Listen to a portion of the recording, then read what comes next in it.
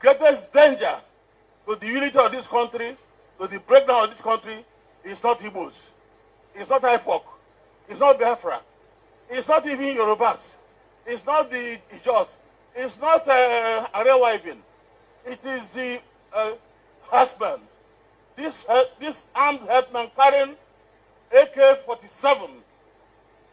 And then also this Boko Haram.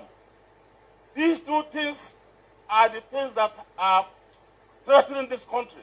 Boko Haram have been there for nearly 10 years. First World War didn't last up to 5 years. Second World War didn't last up to 6 years. This is the longest war. It's a war. And you know the thing that worries me about it? Every day they tell us they have disembarked, they have done this, they have done this. The war is being fought round and round, round and round.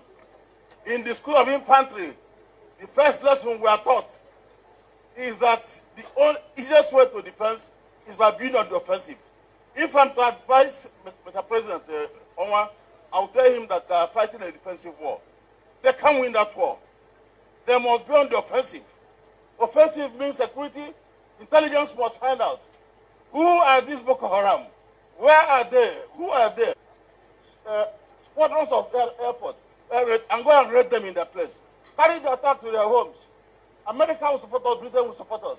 If we continue what we are doing, it's not going to work. They gather strength. They have now they have the kidnapping group. Many places are not can't go many places. They are spreading around the country. They have attacked Enugu. Make no mistake about it. The people have an ambition. There is no need making a mistake about, because I read an article on Saturday in Sun, a press statement by the Elders president.